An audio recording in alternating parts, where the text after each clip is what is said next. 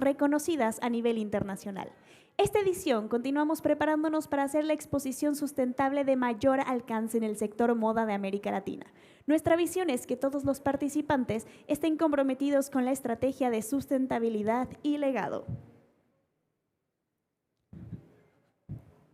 Buenos días, ¿cómo están? Gracias por estar aquí. Para cerrar con visión de futuro esta edición 83 de IM Talks, tenemos un panel presentado más tarde que lo vamos a ver a las como 1 de la tarde, pero antes de eso tenemos a una persona muy importante que va a contarnos de temas legales, de cómo tenemos que ver el futuro, cómo tenemos que ver esas cosas que a lo mejor como creativos estamos un poquito alejados, que creemos que son cosas que no nos interesan o que no nos incumben, pero no es así.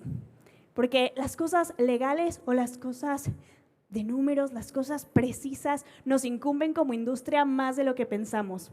Así que por eso quiero presentarles a Claudia Cárdenas con su conferencia Fashion Law, los aspectos legales en el mundo de la moda. Un aplauso, por favor.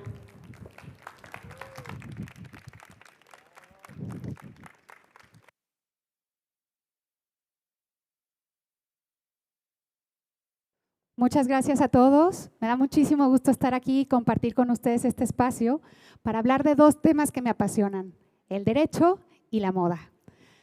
Una amiga, una colega argentina, Susi Bello, dice, actualmente la moda está de moda.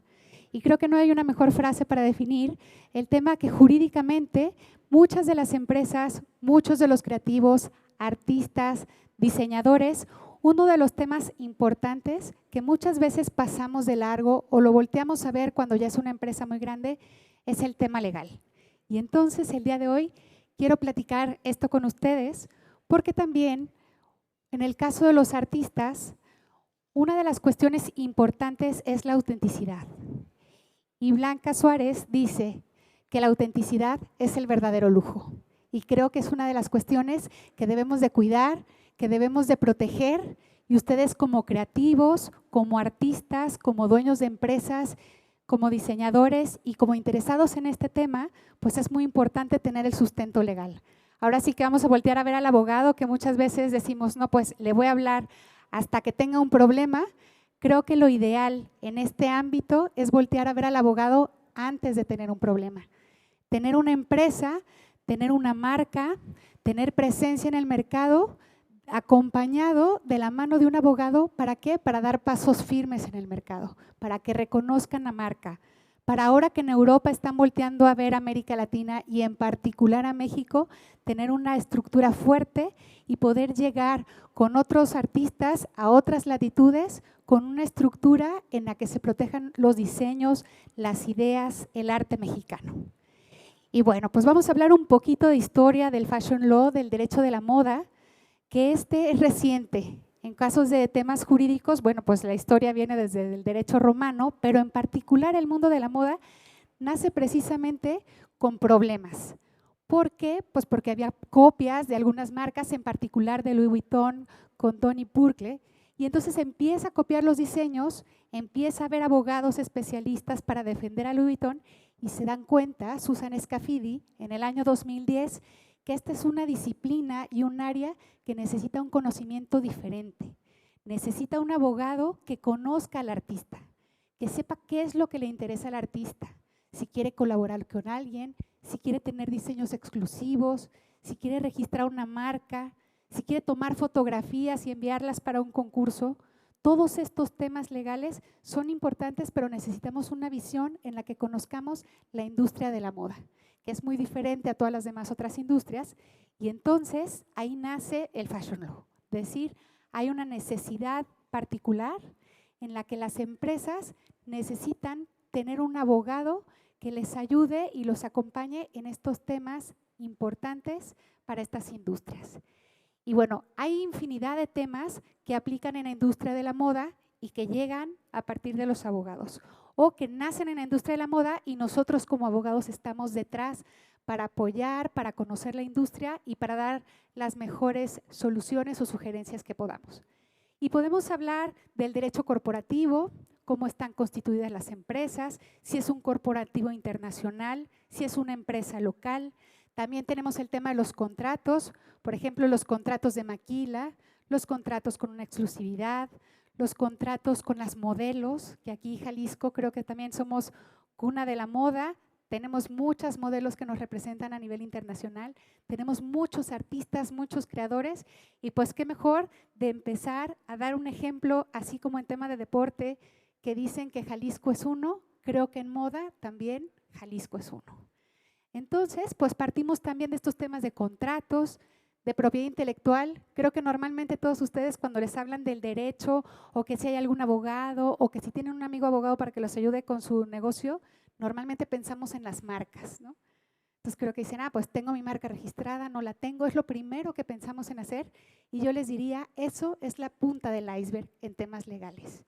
Entonces, obviamente hay cuestiones importantes en materia de propiedad intelectual, en materia de derechos de autor, que creo que es un área que no se ha explorado mucho. Ahorita vamos a platicar varios aspectos de estos de los derechos de autor.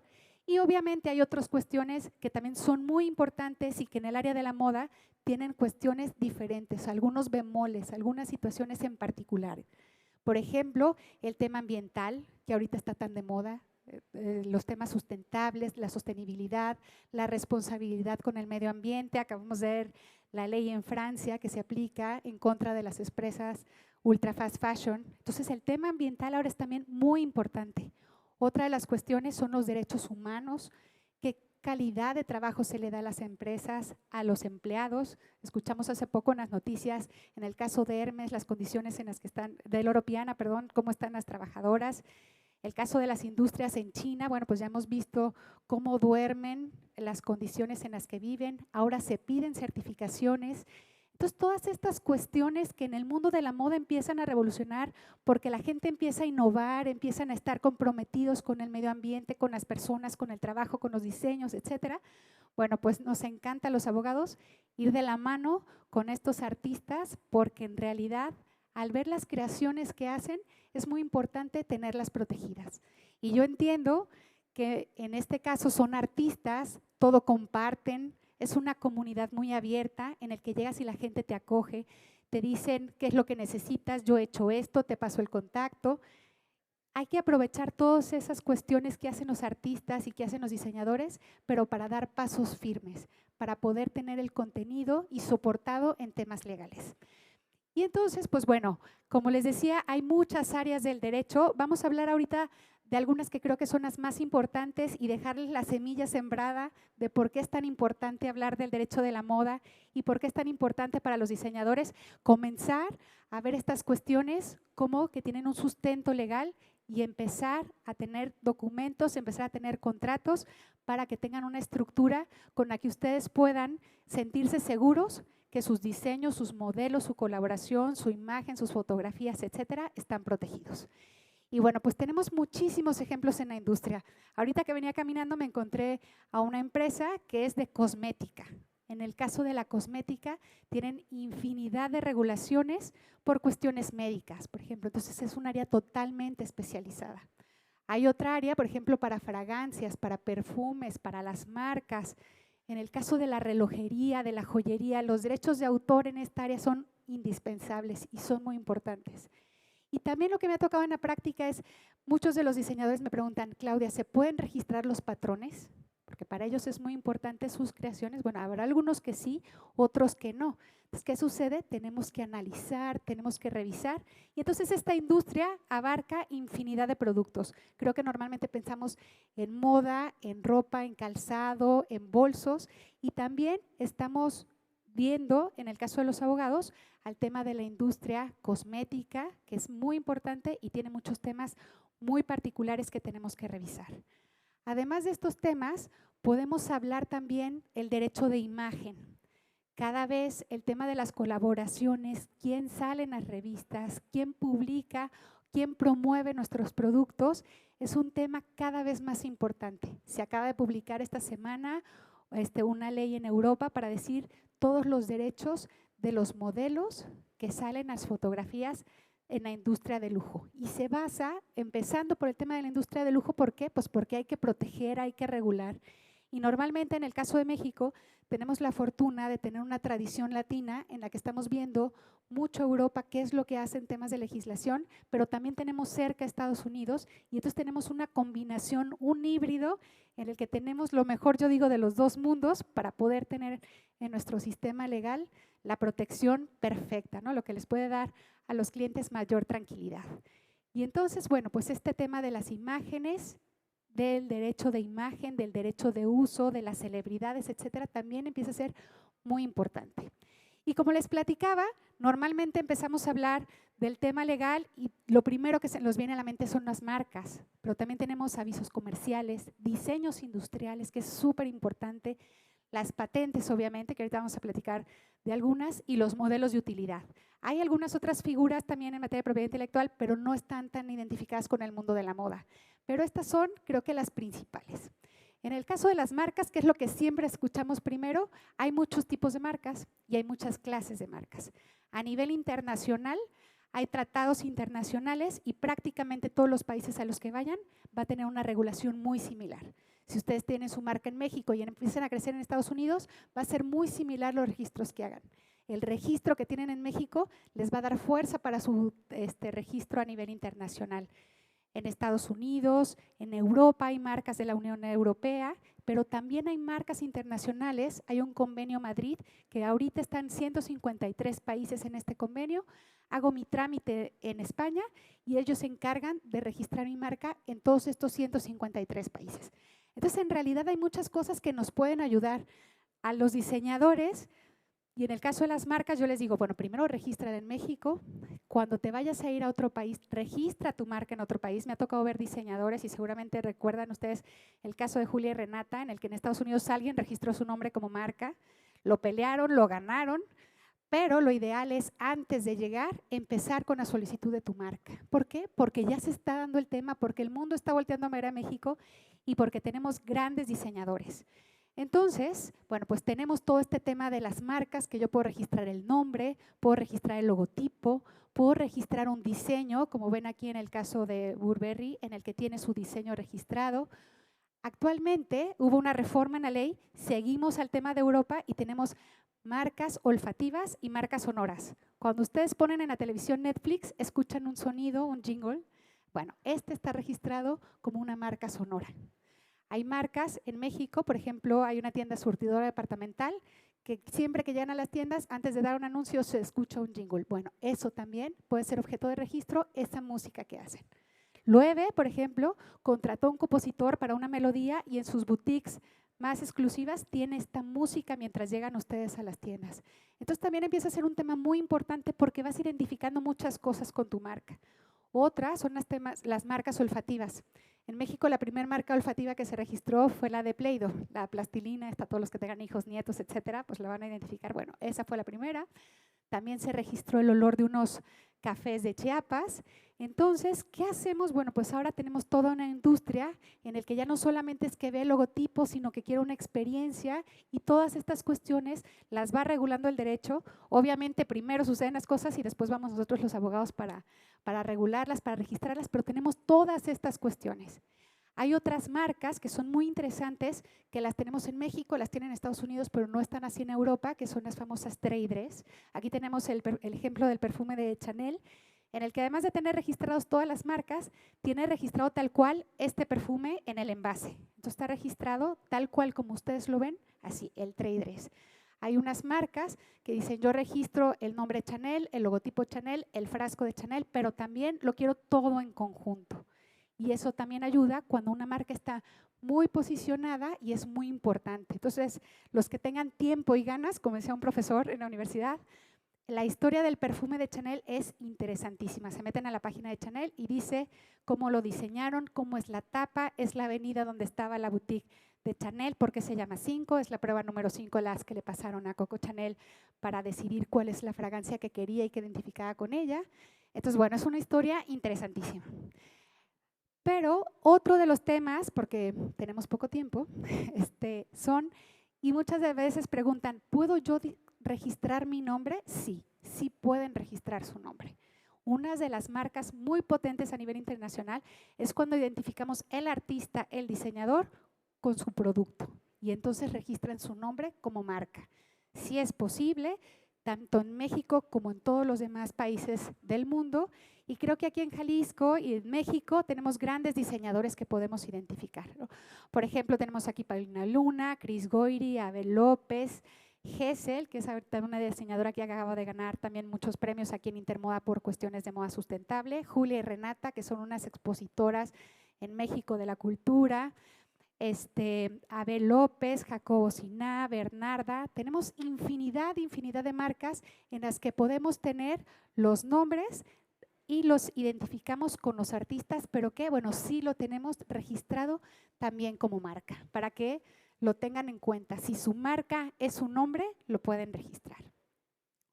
Otro de los temas, en el caso de los derechos de propiedad intelectual, son los avisos comerciales, los famosos eslogans en las que nos dicen una experiencia. Creo que Palacio de Hierro, que es una de las campañas de mercadotecnia más exitosas de México, que fue desde el 2009 y nos sigue atrayendo con su logotipo de totalmente, con su eslogan de Totalmente Palacio, y cada temporada lo van actualizando, le van dando un toque actual con lo que está actual en el mercado. Bueno, pues este es uno de los ejemplos de los eslogans de los avisos comerciales.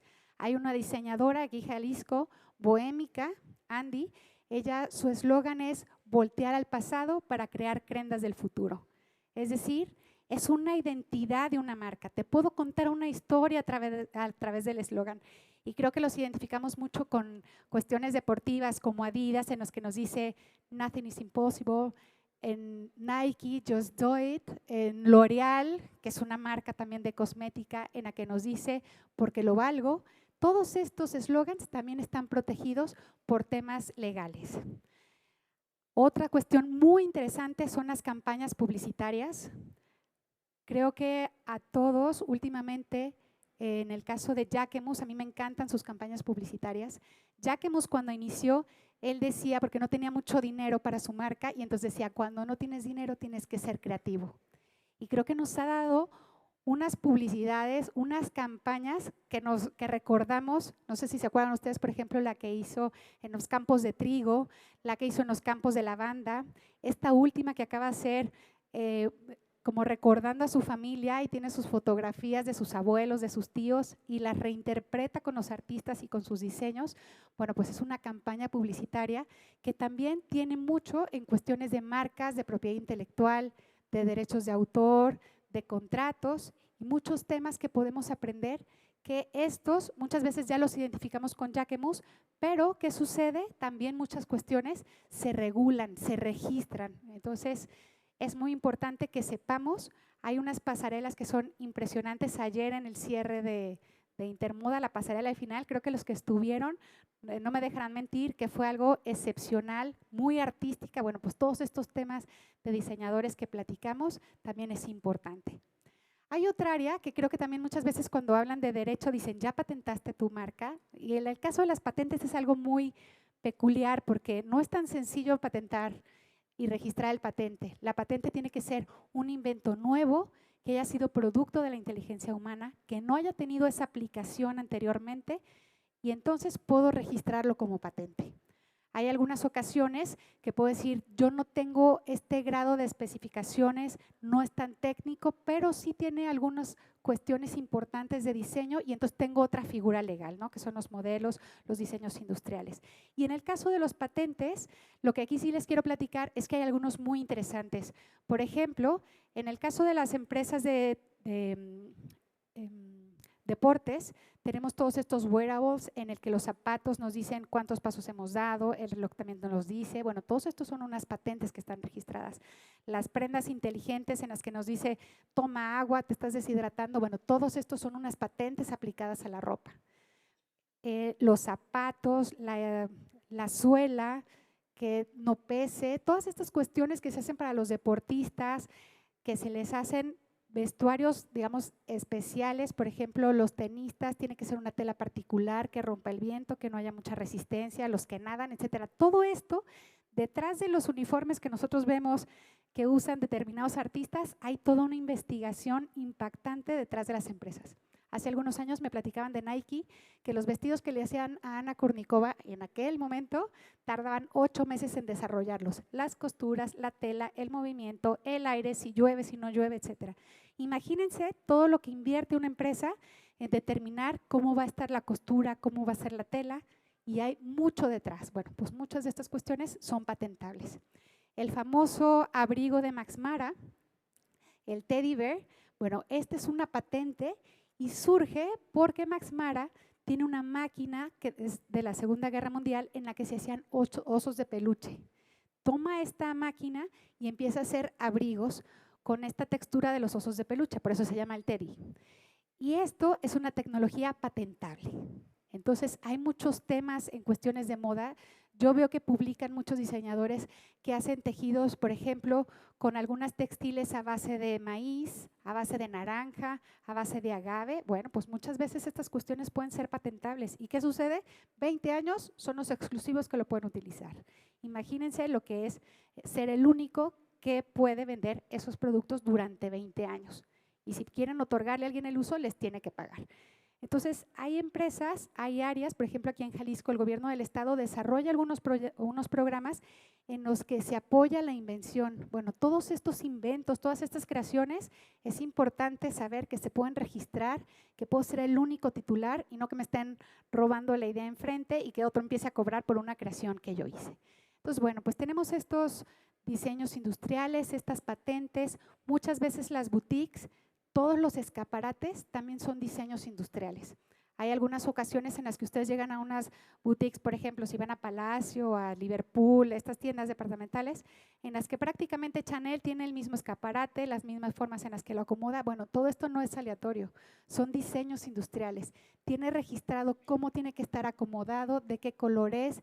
Tiffany en sus tiendas también tiene, la tienda de Midtown de Tiffany es impresionante porque tiene muchos aspectos que tienen en las boutiques representativas a nivel mundial. Entonces, por ejemplo, hay un tapiz azul, es una fotografía aérea del Sena y entonces ese está protegido por derechos de autor. Las vitrinas son piezas de piano y entonces eso se registró como un diseño industrial. ¿Por qué? Por la melodía que se utilizó en la película de Breakfast in Tiffany. Es decir, todo tiene una razón, todos los creativos hacen una historia alrededor de esto, pero ¿qué sucede? Pues muchas veces es importante protegerlo y es importante para los diseñadores, para los creativos que sepan que lo pueden hacer. Otro tema interesantísimo que yo siempre les digo a mis clientes, cuando puedas registrar en derechos de autor, registra como derechos de autor. ¿Por qué? Cuando ustedes registran como derechos de autor, se protege toda la vida del autor y 100 años después de su muerte. No tengo que volver a pagar nada, no le tengo que volver a pagar al abogado. Ya tengo mi registro de autor y tengo toda la vida para explotarlo de forma exclusiva. En el caso de las marcas, de los modelos de utilidad, etcétera, son 10 años, los tengo que renovar, presentar declaratorias de uso, etcétera. Pero aquí en el tema de derechos de autor, cuando se encuadran ahí, ese es el punto importante. Obviamente pueden registrarlo en más cosas, pero si están en derechos de autor, que no se les olvide el día de hoy, para que sepan que esa es la protección más importante. Las obras de arte aplicado. Hay diseñadores que presentan prácticamente, como aquí tenemos las pinturas de Montreal, los diseños de un pintor plasmados en un vestido. Hay muchas colaboraciones porque tenemos muchos artistas, muchos oaxaqueños intervienen botellas, en el caso del tequila, que es una representativa de nuestro país en el mundo. Bueno, pues hay muchas botellas que están intervenidas por artistas. Esa es una obra de arte aplicado. Eso lo puede registrar como derechos de autor. La joyería, otro tema importantísimo que puedo registrar como derechos de autor. Los diseños, atrás de la joyería siempre hay una historia, una inspiración. Yo siempre que voy a algún tema de una joyería siempre le pregunto, ¿en qué se inspiró el artista? Y ya cuando te platican lo que se inspiró el artista, creo que sale mal porque te quieres comprar todo lo que se inspiró el artista, ¿no? Porque ya sientes una conexión, te estás viendo pues que vio el universo, que vio la luna, que creó la colección de Stars, etcétera. Bueno, ¿por qué? Porque hay toda una historia detrás. Y todo eso también puede ser susceptible de registro como derechos de autor. Obviamente las melodías, los intérpretes, los artistas, etcétera. Pero aquí en particular tenemos este tema de derechos de autor para el mundo de la moda. También hay algunas otras cuestiones, por ejemplo, los diseños. Recordarán el Taperetti, que se fue hace poco el aniversario de su colección para Tiffany. Bueno, pues es toda una creación que se hizo en colaboración con Tiffany, que tienen ahí compartidos. Elsa Peretti tiene los derechos morales, ella es la dueña del diseño, pero comparte con Tiffany las regalías de todo lo que se vende. Recuerdo hace algunos años un estudiante de diseño de joyería que presentó para su examen final un arete, estaba espectacular. Y resulta que se lo copiaron, estaba en Expo Joya, alguien más lo registró. Entonces, muchas veces lo que ustedes crean o lo que ustedes imaginan no saben a dónde va a llegar. Cuando tengan una pieza, una prenda, algo que para ustedes sea representativo y digan, este es el sello de mi marca, esto es lo que siempre voy a hacer, piensen si se puede registrar o no. En el caso de los derechos de autor, bueno, pues es muy amplia la protección. Como les decía, no van a registrar todo porque también dicen, no voy a estar pagando todos los registros si cada 6 meses cambia la temporada. No, pero sí hay algunas cosas que es importante. ¿Por qué? Porque van a estar en todas sus colecciones.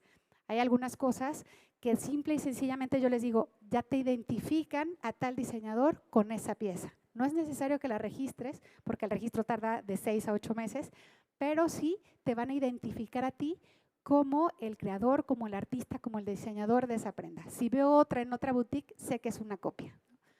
Pero entonces analicen qué es lo que pueden realizar. Y como les pongo aquí en esta última, hay unas cuestiones que se llaman protección ampliada. Esto ya sucede cuando das el siguiente paso en una empresa en la que dices, tengo mi marca, tengo mi diseño industrial, tengo una marca olfativa, tengo derechos de autor, ahora lo voy a extender a otras marcas. Imagínense Coca-Cola, ¿cuántas marcas tiene registradas? Imagínense Amazon, ¿cuántas marcas tiene registradas? ¿Por qué? Porque los activos intangibles actualmente son uno de los activos más importantes de las empresas. Y entonces el hecho de tener una protección ampliada, ¿qué quiere decir? Pues que ya le doy un blindaje a mi marca mucho más importante. Esto es en caso de derechos de autor, de propiedad intelectual, pero también hay otro aspecto muy importante que son la forma en la que se organizan las empresas de moda. Seguramente todos identificamos que a nivel internacional hay 3 grandes conglomerados de moda que están organizados básicamente en Europa, que tienen una empresa y luego tienen otras para vender en otros países. Bueno, pues hay muchas empresas que el tema corporativo es indispensable. Y a nivel internacional hay básicamente 3 estructuras en las que operan estas grandes cadenas de marcas internacionales. Una de ellas es cuando tengo una estructura internacional, es decir, a nivel mundial, el corporativo, por ejemplo, en Italia, en Francia, es el que me va a decir cómo me voy a organizar.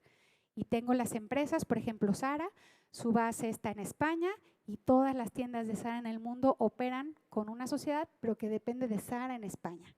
Todas las colecciones las determinan en España con ciertas características, ciertos colores, que es un caso también interesantísimo, caso de estudio de Harvard, toda la estructura que tiene Zara en cuanto a logística y en cuanto a posicionamiento en el mercado.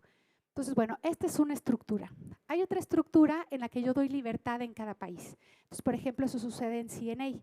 C&A, esta empresa holandesa, se crea, pero también tiene algunas otras cadenas en otros países. ¿Y qué sucede? Yo le doy libertad a C&A en México para que digan cuál es la colección, cómo van a ser las tallas, qué es lo que van a producir, quiénes son los modelos. O sea, las fotos en C&A, todos los modelos que vean en la publicidad son mexicanos. Las tallas están hechas para mexicanos. Y toda la producción, la gran mayoría, es en México. En Zara, pues los modelos son los modelos a nivel internacional, sus campañas internacionales, etcétera. Entonces se pueden hacer de estas formas.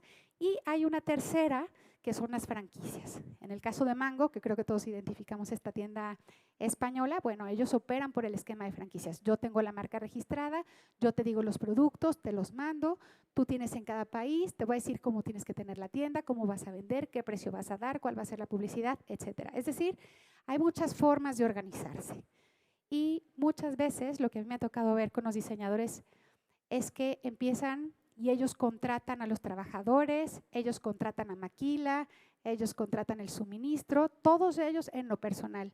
Cuando empiecen a crecer su empresa es súper importante, indispensable que tengan una sociedad y esta sociedad sea la encargada de hacer todo. ¿Por qué? Porque no es lo mismo que yo le exija a la sociedad que me pague a que le exija al diseñador. Y además es una estructura en la que yo puedo tener inversionistas, crecer, otorgar mi marca de franquicia, les da una proyección mucho mayor, además que hay otras protecciones legales importantes, ¿no? El patrimonio es diferente Ya no es el patrimonio del artista, es el patrimonio de la empresa, que jurídicamente eso es fundamental. Y bueno, como les decía, a nivel internacional tenemos estas tres grandes conglomerados de moda. El grupo Louis Vuitton Moet Hennessy, en el que tiene, pues obviamente Louis Vuitton, Fendi, Dior. Su última adquisición fue Tiffany, que fue todo un tema en la industria de la moda. La compra más cara en la industria de la moda fue Tiffany.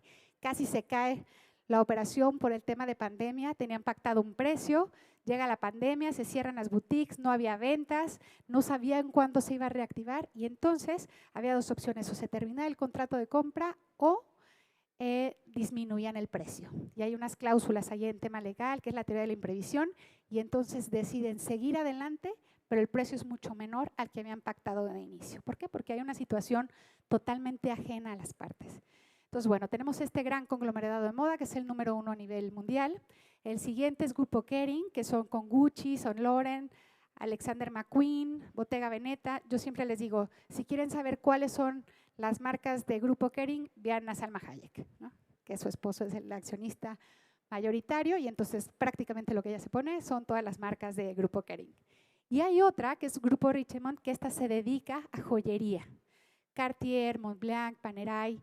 Y hay algunos rumores en el mundo de la moda que Louis Vuitton quiere comprar a Richemont, pero tienen un tema de competencia económica, entonces están, digamos, sale la noticia, luego no sale nada, veremos qué sucede en los siguientes años. Y también hay algunos diseñadores independientes, que creo que es un caso que podemos aplicar a México. Por ejemplo, tenemos Prada, que empieza ahorita con su conglomerado con adquisición de Versace, pero son Prada, Miu Miu y actualmente ha comprado Versace. Otro tema es Chanel, que es creo que todos identificamos, que tiene sus 19 talleres en los que se hace de una forma artesanal, el que hace las plumas, el que hace el encaje, etcétera. Bueno, es una estructura y es una empresa que solamente es Chanel. Y después tenemos Hermes, que bueno, también ha estado en las últimas noticias con este tema de la Kelly. Bueno, también es una empresa independiente. Y Stella McCartney había vendido sus acciones a Louis Vuitton Moet Hennessy. Este año a principios vuelve a comprar sus acciones y ahora es su empresa, su marca, ella sola. Y creo que todos identificamos todos los temas de sustentabilidad, de sostenibilidad que tiene Stella McCartney. Y bueno, tenemos estas marcas independientes. ¿Qué sucede con estas marcas? Creo que aquí es precisamente en donde entran los diseñadores mexicanos. Son diseñadores independientes, tienen su marca. Europa está volteando a ver América Latina. El bien hacer, que es tan importante para los europeos, creo que mucho lo tenemos en México. Las comunidades indígenas, los temas de apropiación cultural. Europa está volteando a ver colaboraciones, el tema de los colores, de los tejidos, etcétera, de México. Para ellos es muy interesante. Recordarán el desfile de Dior en el que estuvieron algunas piezas intervenidas por costureras. ¿Por qué? Bueno, pues porque es muy importante para ellos, porque es una cuestión diferente a como ven la moda. El tema, por ejemplo, de las comunidades indígenas, de los tejidos, de los bordados, de la chaquira, todo esto para ellos es algo importante. Y van a comenzar a hacer muchas colaboraciones. ¿Por qué? Pues porque ahorita el mundo de la moda, el mundo del lujo, digamos que están viendo a ver qué es lo que hacen para captar a nuevo público, a nuevas generaciones. Y el tema, como decíamos, de Blanca Zurita, pues la autenticidad actualmente es el verdadero lujo. Entonces, intervenir las piezas, ponerlas de una forma diferente, es lo que nos puede dar un distintivo a nivel internacional. Tenemos aquí también todas estas empresas en las que están organizadas con marcas de fast fashion. Tenemos todas estas industrias de lujo, tenemos las marcas de fast fashion, en el que algunos están de acuerdo, otros no. El tema de la contaminación, como les decía, lo ambiental ahorita es algo determinante en el que muchas empresas están buscando que todas estas cuestiones de las condiciones de los trabajadores, el agua, cuánto agua se utiliza para hacer un pantalón de mezclilla, todas estas, hay certificaciones a nivel internacional y cuando yo tengo esta certificación, ¿qué es lo que le estoy diciendo a mi cliente? Estoy cuidando del medio ambiente. Hay algunas empresas que, por ejemplo, decían, bueno, el 10% de sus productos es reciclado y lo promueve como si fuera 100% reciclado, ¿no? Entonces, muchas veces esto también tiene ahí un campo gris en el que se aprovechan de estas publicidad cuando en realidad poco de la prenda es reciclado. Pero sí es un punto en el que están poniendo mucho interés, mucho cuidado muchas de las marcas. Y yo lo que he visto aquí en México es que muchos de los diseñadores están preocupados por el medio ambiente, por la sostenibilidad, tejidos naturales, fibras naturales, y aquí creo que es un campo de acción muy, muy importante. Y como les decía, pues bueno, el tema ambiental. Ahorita estamos con la ley francesa en contra de las empresas ultra fast fashion, que ya las tiene clasificadas, tienen unas multas, tienen un impuesto particular, 5 euros a cada pieza, 2 euros para los empaques que se hacen fuera de la Unión Europea. Y bueno, pues tenemos todos estos ambientes y todos estos temas que son muy importantes estar cuidando. Hay otra cuestión muy interesante que son los contratos. Y esto creo que cada día hacemos contratos sin darnos cuenta, ¿no? Compramos, no sé, un Starbucks es una compraventa. Contrato a una persona para que haga una estrategia publicitaria es un contrato de prestación de servicios. Hay contratos todos los días y nosotros, creo que yo como abogado siempre voy a defender el tema de todos los días, celebramos infinidad de contratos sin darnos cuenta. ¿Y qué sucede en el mundo de la moda? Bueno, pues también hay muchos contratos que son muy importantes. La maquila, yo le estoy dando a alguien el conocimiento de mi producto, le voy a decir qué es lo que haga, con qué acabados, etcétera. Bueno, pues siempre en estos contratos de maquila, exclusividad, confidencialidad. No puedes decir la información que te estoy entregando porque te la estoy entregando para que hagas el tejido que yo te dije para mi marca. Y entonces, todos estos contratos en el mundo de la moda tienen particularidades que no tienen en otra industria. En el caso, como les decía, de la maquila, bueno, pues la confidencialidad, muchas veces es muy importante quiénes están calificados, a quién le voy a dar toda la información, quién tiene los patrones, cuáles son las personas que pueden estar viendo ciertas cuestiones particulares. Hay una diseñadora que decía, bueno, sí podrán copiar mis patrones las personas que trabajan conmigo, pero no saben en dónde compro la tela. Y la caída de la tela para mis vestidos es indispensable. Entonces, bueno, cada artista va identificando sus fortalezas, las cosas que no puede copiar, pero sí es muy importante también estar protegidos, ¿no? Decirle al maquilador, no le puedes vender a mi competencia, porque entonces se van a encontrar el mismo producto, pero con otra marca. Otros son los contratos de distribución. Muchas veces, imagínense que ustedes son un diseñador y llegan y una boutique es la que vende, o sea, las famosas boutiques multimarca, en las que muchos tienen puro diseño mexicano y venden de muchas marcas. Bueno, una forma es la distribución, es decir, yo te vendo mis prendas y tú se las vendes al público. Y hay varias opciones, yo te puedo decir, lo vendes al público y lo vas a vender en tanto dinero. Y hay otras ocasiones en las que dicen, yo te vendo a ti en 10 pesos y tú sabrás cómo lo vendes. Hace poco me tocó con un diseñador que tiene contratos de distribución. Resulta que él vende sus diseños y la boutique le sube 300%. Entonces, hay muchas cuestiones que tenemos que cuidar. O sea, es importante que el diseñador, el creador, sea el que se beneficia pues del precio al que se vende, ¿no? El distribuidor. Y habrá ocasiones en las que es importante pactar, por ejemplo, el precio. Yo te voy a decir a qué precio lo vas a vender, porque todos mis vestidos se van a vender al mismo precio en todo México, o a mí con que me paguen tal cantidad es suficiente y tú le puedes subir el precio que quieras, ¿no? Entonces, aquí es muy importante qué marca vas a usar, pues la mía, ¿no? También muchas veces sucede en el que hay un creador, hace sus prendas, lo reetiquetan y lo vende otro con su marca. En el caso de los contratos de distribución, importantísimo, lo vas a usar con mi marca, pero no tienes derecho sobre mi marca porque te estoy autorizando para que distribuyas. Otro es la consignación, en el que yo te dejo las prendas de ropa y una vez que se vendan me vas a pagar a mí, que lo hacen mucho las tiendas departamentales. Otros que creo que son el éxito de muchas empresas, tengo el honor que esté Jaime Ibiza aquí, que es una de las grandes empresas tapatías y que ha hecho muchas colaboraciones. Creo que Jaime no nos dejará mentir en cuanto a que esto es una cuestión muy importante. ¿Por qué? Porque estoy sumando fortalezas, estoy sumando una marca ya posicionada con un muy buen producto. Y entonces estamos colaborando, estamos haciendo una alianza, vamos a dirigirnos a un mercado en el que es nuevo para mí, también es nuevo para ti, los dos vamos a ganar y vamos a tener una colaboración que muchas veces y la gran mayoría de las veces son muy exitosas. El caso de las licencias y la colaboración en el mundo de la moda están siendo importantísimos. Y recordarán los Juegos Olímpicos en Francia, era todo un desfile de moda ver a las delegaciones de cada uno de los países, ¿no? A ver quién colaboraba. Lululemon con Canadá, Nike con Estados Unidos, Jacquemus con Francia, etcétera. ¿Por qué? Bueno, porque es un tema de colaborar y de sumar talentos para una industria que es la industria de la moda que nos apasiona a todos nosotros. Obviamente el tema de las agencias, pues aquí que tenemos muchos modelos en México, modelos a nivel internacional, bueno, pues el contrato de las agencias con las modelos. Me ha pasado también en la práctica que me dicen, es que yo terminaba la carrera y entonces firmé un contrato de exclusividad con tal agencia de modelos y ahora me están hablando de otras y no puedo contratar con ellos. ¿Por qué? Porque tengo exclusividad. O gana más la agencia de modelos que yo. Entonces, muchas veces es importante que piensen que el negocio comienza pequeño, pero la idea es que sea grande. Y entonces lo que pactan en un contrato al inicio es lo que van a tener que seguir haciendo por muchos años. Entonces, aquí es muy importante que sepan a qué se están obligando y que tengan una visión de futuro, qué es lo que van a hacer. Finalmente tenemos las franquicias, los contratos de carta de intención, que son muy interesantes. Así empezó el caso de Tiffany.